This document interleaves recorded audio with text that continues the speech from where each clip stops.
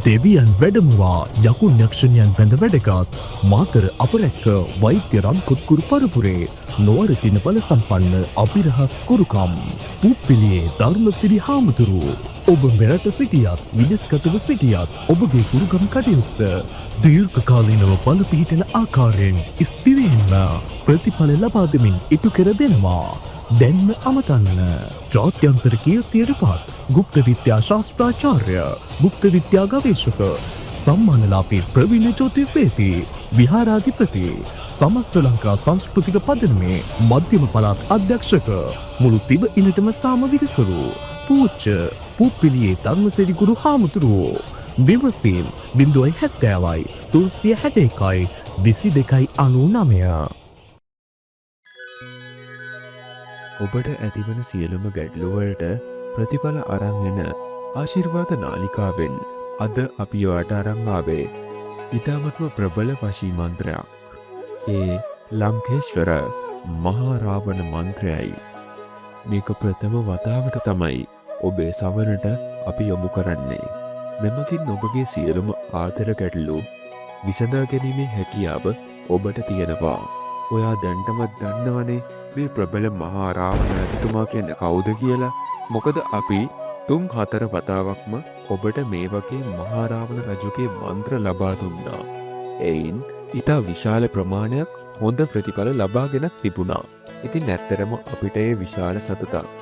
මේ මන්ත්‍රය මගින් ඔබගේ සියලුම ආදර ගැටලු අද විසඳා ගන්නට පුළුවන්කම ලැබෙනවා. අපි ලබා දෙන මන්ත්‍ර හැමදාමත් නිසි ප්‍රතිඵල ලබා දෙන මන්ත්‍ර තමයි. ඔබගේ පවුල් සබඳතා අතර ඇතිවන, ඔබගේ විවාහ ජීවිතය අතර ඇතිවන, ඔබගේ ආදර සබඳතා අතර ඇතිවන සියලුම ගැටලු මෙයින් අද ඔබට නිරාකරණය කරගැනීමේ හැකියාව ලැබෙනවා. එසේ නිරාකරණය කරගෙන යහපත් ජීවිතයක්, යහපත් පවුල් රටාවක් එක්ක ඉදිරියට යන්නට වාසනාව ශක්තිය අද ඔබට මෙයින් ලැබෙනවා. මේ මන්ත්‍රය සීතා දේවියෝ වසන් කර ගැනීමට සඳහාද භාවිතා කරගත්ත අති ප්‍රබල වශී මන්ත්‍රයක්. ඔබගේ ආදර ජීවිතයට අදින් පසුව නම් ගැටලුවක් ඇති වෙන්නේ නැහැ. මේ මන්ත්‍රය අපි කියන අයුරින්ම ශ්‍රවණය කරන්න. මේ මන්ත්‍රවලින් නිසක ප්‍රතිඵලයක් ඔබට ලැබෙනවා. තවත් කෙනෙක්ට ප්‍රතිඵලයක් ලැබෙන්නටත්, තවත් කෙනෙක්ට ප්‍රතිඵලයක් නොලැබෙන්නටත් විදියක් නැහැ. එහෙනම් මේක තියෙන්නේ එකම එක ප්‍රශ්නයයි. ඒ ඔබ ශ්‍රවණය කිරීම පිළිබඳ ගැටලුවක් විතරයි. මේ මන්ත්‍ර ශ්‍රවණය කරන්නට ඕනේ වාර ගණනක් තියෙනවා. ගොඩක් මන්ත්‍ර 60 වතාවක්, 108 වතාවක්, 21 වතාවක් යන ආදී වාර ගණනක් ශ්‍රවණය කළ යුතුයි. මාර වෙලාවට අපි දෙන මන්ත්‍ර දිග වැඩි නිසා එම මන්ත්‍ර ඇතුළත් කරලා තියෙන්නේ එක වීඩියෝයක 60ක් 70ක් වෙනි වාර ගණනක්. එසේනම් ඔබ මේ වීඩියෝක දෙවරක් නරඹන්නට ඕනේ. ඉතින් අපි මෙසේ කියන්නේ ඔබේම හොඳටයි. ඔබට නිසක ප්‍රතිඵලයක් ලබා දීමේ එකම අරමුණකින් මේ සියල්ලම ඔබට අපි නොමිලේ ලබා දෙන්නේ. ඔබගෙන් කිසිවක් බලාපොරොත්තු වන්නෙත් නැහැ. එන YouTube නාලිකාව වගේ අපි ඔබට subscribe කරන්න කියලා කියන්නෙත් නැහැ. අපි කියන්නේ අනිත් අයටත් දැන ගැනීම පිණිස ඔබගේ කමෙන්ට් එක පහලින් දාන්න කියලා විතරයි. ඔබට හරි ගියත් ඔබට වැරදුනත් අපි ඔබත් සමගම හැමදාමත් ඉන්නවා. ඒක තමයි අපි කරන එකම සේවය වන්නේ. ඒ කාලේ සිටපු ලක්දිව හෙළවැසියෝ මේ මන්ත්‍රය භාවිතා කරලා ඔවුන්ට අවශ්‍ය කරන පුද්ගලයාව වසඟ කරගැනීමටත් ආදරය ලබා ගැනීමටත් භාවිතා කර ඇති බවට මූලාශ්‍ර මගින් පොත්පත්වලද අපිට ඉතාමත් පැහැදිලිව සඳහන් වෙන්නට තියෙනවා. ඒ වගේම ඉන්දියාවේදී රාවණ රජතුමා සතුරෙකු වුණත් මේ රාවණ රජුගේ මන්ත්‍ර ඉන්දියාවේද භාවිතා කරන බවට ප්‍රබල සාක්ෂි අපිට හමු වෙනවා. විටක කියනවා මේ මන්ත්‍රය කාලිමෑණියන්ටත් අයිති මන්ත්‍රයක් කියලා. ඕම නමුත් මෙන් හොඳ ප්‍රතිඵල ලබාගත් පුද්ගලයෙකු විදියට රාවණ රජුව අපිට හඳුන්වන්නට පුළුවන්.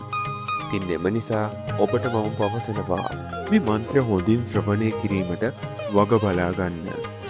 ඔබ මේ මන්ත්‍ර ශ්‍රවණය කරනවා නම් ප්‍රතිඵල ලැබෙන එක පුදුමයට කරුණක් නෙමෙයි. මේ මන්ත්‍රය භාවිතා කරලා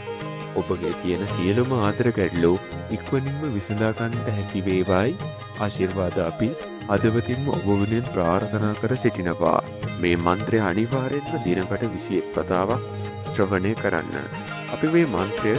වීඩියෝවේ 30 වතාවක් ඇතුළත් කර තිබෙනවා. එම නිසා මේ වීඩියෝ එක සම්පූර්ණයෙන්ම එක් වතාවක් ඔබ බැලුවා නම් හොඳටම ප්‍රමාණවත්. ඒත් එක්කම දින 21ක් මේ මන්ත්‍රය සවනට යොමු කරන්න. ඔබට ඉතාමත් ඉක්මනින්ම මේන් ප්‍රතිඵල ලැබේවි.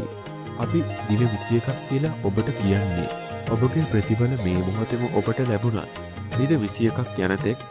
එය ආරක්ෂා කර ගැනීමේ වගකීම ඔබ සතු වන නිසා. ඔයා හිතන්නකෝ දැන් ඔබගේ ආදරයට ලැබුණා කියලා දින 21ක් කරොත් අපි කියන අයුරින්ම එම ප්‍රතිඵල සදාකාලික වේවි. ඇය හෝ ඔහු ඔබ කිසිදා අත්නොහරිවි. එම නිසා අපි කියු අයුරින්ම මේ ශ්‍රවණය කරන්න. ඔබට නිසක ප්‍රතිඵල මේ දැන්ම වුණත් ලැබෙන්නට පුළුවන්. එසේත් නැතිනම් ඔයාට මැසේජ් එකක් එහෙම නැත්නම් කුමන හෝ ප්‍රතිඵලයක ඉඟියක් ඔබට දැන් ලැබෙන්නට පුළුවන්. එම නිසා ප්‍රවේශයෙන් මෙම මන්ත්‍රය භාවිතා කිරීමට වග බලා ගන්න. ඔබට අද නිසක ප්‍රතිඵල ලැබෙනවාමයි. ඔබට රාවණ රජුගේ පිහිට ආරක්ෂාව ඇල්ම පැල්ම නොමදව ලැබේවා. ඔබට රාවණ දෙවියන්ගේ පිහිටයි.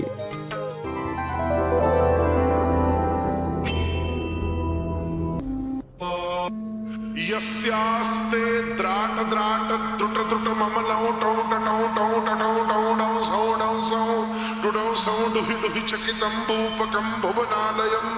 तैलं तैलं तु तैलं खुकु खुकु खुकु खुकु ख्वं क्वं क्वं खुखं ख्वं ध्यायन्ते विप्रगान्ते वसुत्र सकलं पातुनो चन्द्रचूडा यस्यास्ते द्राट द्राट द्रुट द्रुट ममलौ टौ टौ टौ टौ टौ डौ सौ डुडौ सौ डुहि डुहि चकितं भूपकं भुवनालयं तैलं तैलं तु तैलं खुकु खुकु खुकु खुकु ख्वं क्वं खुखं ख्वं ध्यायन्ते विप्रगान्ते वसुत्र सकलं पातुनो चन्द्रचूडा यस्यास्ते द्राट द्राट द्रुट द्रुट ममलौ टौ टौ टौ टौ टौ डौ सौ डुडौ सौ डुहि डुहि चकितं भूपकं भुवनालयं तैलं तैलं तु तैलं खुकु खुकु खुकु खुकु ख्वं क्वं खुखं ख्वं ध्यायन्ते विप्रगान्ते वसुत्र सकलं पातुनो चन्द्रचूडा यस्यास्ते द्राट द्राट द्रुट द्रुट ममलौ टौ टौ टौ टौ डौ सौ डुडौ सौ डुहि डुहि चकितं भूपकं भुवनालयं तैलं तैलं तु तैलं खुकु खुकु खुकु खुकु ख्वं खुखं ख्वं ध्यायन्ते विप्रगान्ते वसुत्र सकलं पातुनो चन्द्रचूडा यस्यास्ते द्राट द्राट द्रुट द्रुट ममलौ टौ टौ डौ सौ डुडौ सौ डुहि डुहि चकितं भूपकं भुवनालयं तैलं तैलं तु तैलं खुकु खुकु खुकु खुकु ख्वं खुखं ख्वं ध्यायन्ते विप्रगान्ते वसुत्र सकलं पातुनो चन्द्रचूडा यस्यास्ते द्राट द्राट द्रुट द्रुट ममलौ टौ डौ सौ डुडौ सौ डुहि डुहि चकितं भूपकं भुवनालयं तैलं तैलं तु तैलं खुकु खुकु खुकु खुकु ख्वं खुखं ख्वं ध्यायन्ते विप्रगान्ते वसुत्र सकलं पातुनो चन्द्रचूडा यस्यास्ते द्राट द्राट द्रुट द्रुट ममलौ टौ डौ सौ डुडौ सौ डुहि डुहि चकितं भूपकं भुवनालयं तैलं तैलं तु तैलं खुकु खुकु खुकु खुकु ख्वं खुखं ख्वं ध्यायन्ते विप्रगान्ते वसुत्र सकलं पातुनो चन्द्रचूडा यस्यास्ते द्राट द्राट द्रुट द्रुट ममलौ टौ सौ डुडौ सौ डुहि डुहि चकितं भूपकं भुवनालयं तैलं तैलं तु तैलं खुकु खुकु खुकु खुकु ख्वं खुखं ख्वं ध्यायन्ते विप्रगान्ते वसुत्र सकलं पातुनो चन्द्रचूडा यस्यास्ते द्राट द्राट द्रुट द्रुट ममलौ टौ सौ डुडौ सौ डुहि डुहि चकितं भूपकं भुवनालयं तैलं तैलं तु तैलं खुकु खुकु खुकु खुकु ख्वं खुखं ख्वं ध्यायन्ते विप्रगान्ते वसुत्र सकलं पातुनो चन्द्रचूडा यस्यास्ते द्राट द्राट द्रुट द्रुट ममलौ टौ टौ टौ टौ टौ डौ सौ डुडौ सौ डुहि डुहि चकितं भूपकं भुवनालयं तैलं तैलं तु तैलं कुकु कुकु कुकु कुकु क्वं क्वं क्वं क्वं क्वं ध्यायन्ते विप्रगान्ते वसुन्त सकलं पातु नो चन्द्रचूडा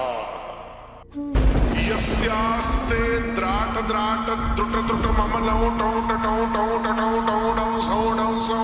डुडौ सौ डुहि डुहि चकितं भूपकं भुवनालयं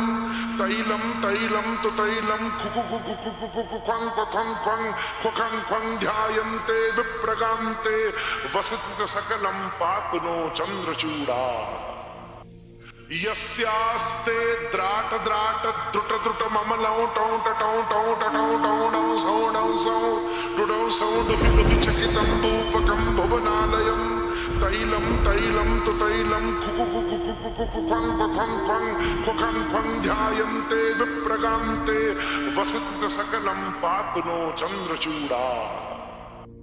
यस्यास्ते द्राट द्राट द्रुट द्रुट ममलौ टौ टौ टौ टौ टौ डौ सौ डुडौ सौ डुहि डुहि चकितं भूपकं भुवनालयं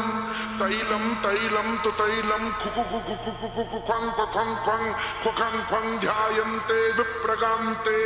वसुन्त सकलं पातु नो चन्द्रचूडा यस्यास्ते द्राट द्राट द्रुट द्रुट ममलौ टौ टौ टौ टौ डौ सौ डुडौ सौ डुहि डुहि चकितं भूपकं भुवनालयं तैलं तैलं तु तैलं कुकु कुकु कुकु कुकु क्वं क्वं ध्यायन्ते विप्रगान्ते वसुन्त सकलं पातु नो चन्द्रचूडा यस्यास्ते द्राट द्राट द्रुट द्रुट ममलौ टौ टौ टौ टौ डौ सौ डुडौ सौ डुहि डुहि चकितं भूपकं भुवनालयं तैलं तैलं तु तैलं कुकु कुकु कुकु कुकु क्वं ध्यायन्ते विप्रगान्ते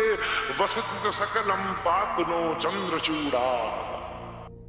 यस्यास्ते द्राट द्राट द्रुट द्रुट ममलौ टौ टौ टौ डौ सौ डुडौ सौ डुहि डुहि चकितं भूपकं भुवनालयं तैलं तैलं तु तैलं कुकु कुकु कुकु कुकु क्वं ध्यायन्ते विप्रगान्ते वसुन्त सकलं पातु नो चन्द्रचूडा यस्यास्ते द्राट द्राट द्रुट द्रुट ममलौ टौ टौ टौ डौ सौ डुडौ सौ डुहि डुहि चकितं भूपकं भुवनालयं तैलं तैलं तु तैलं कुकु कुकु कुकु कुकु क्वं ध्यायन्ते विप्रगान्ते वसुन्त सकलं पातु नो चन्द्रचूडा यस्यास्ते द्राट द्राट द्रुट द्रुट ममलौ टौ टौ डौ सौ डुडौ सौ डुहि डुहि चकितं भूपकं भुवनालयं तैलं तैलं तु तैलं कुकु कुकु कुकु कुकु क्वं ध्यायन्ते विप्रगान्ते वसुन्त सकलं पातु नो चन्द्रचूडा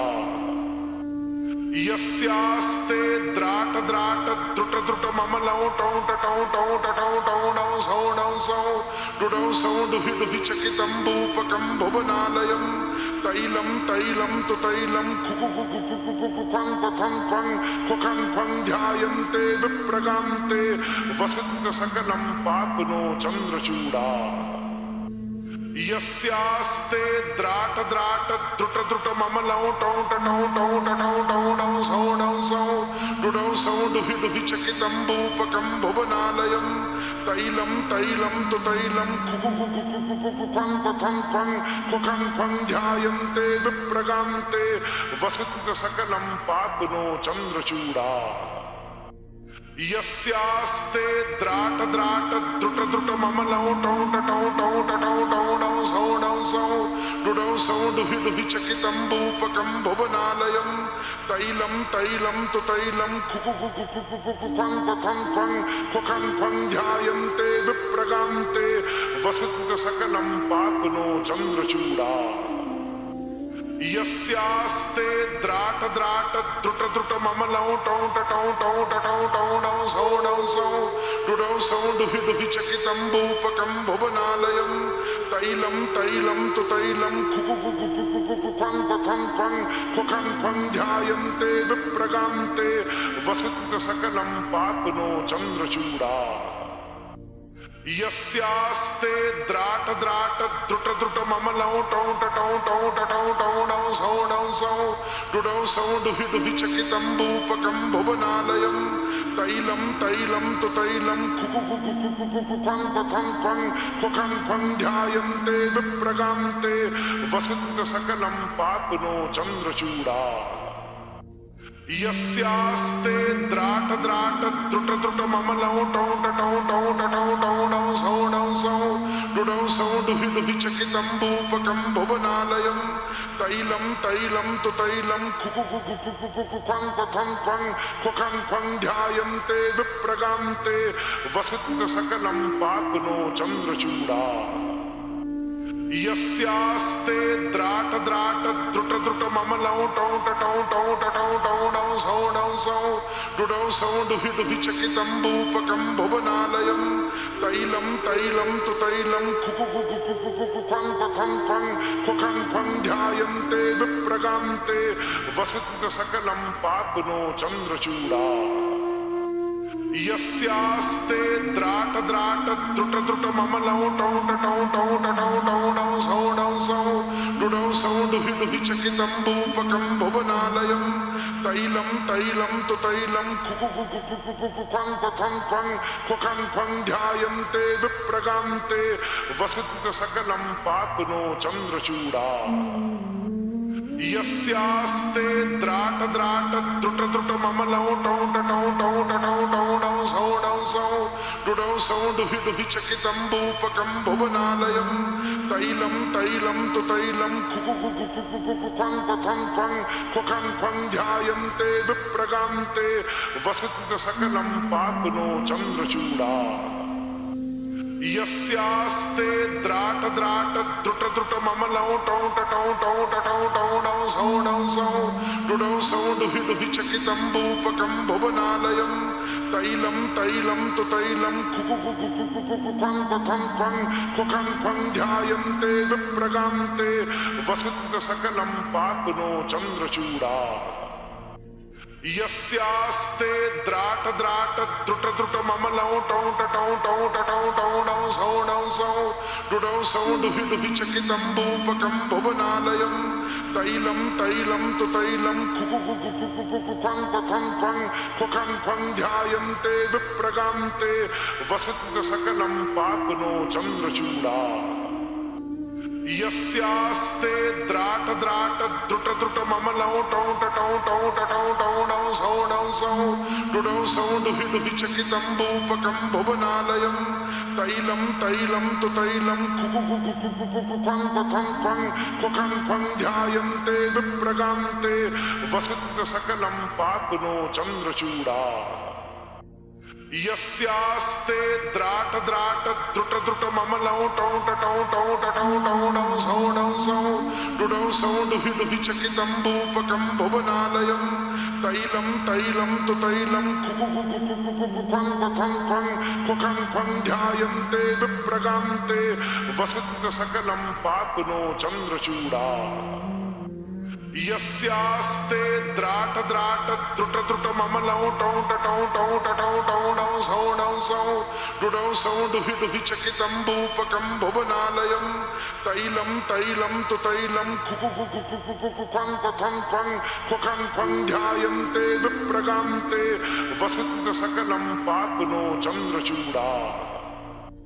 यस्यास्ते द्राट द्राट द्रुट द्रुट ममलौ टौ नौ सौ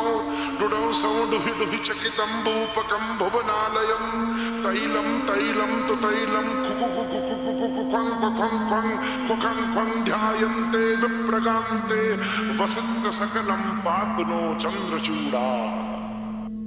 यस्यास्ते द्राट द्राट द्रुट द्रुट ममलौ टौ टौ टौ टौ टौ डौ सौ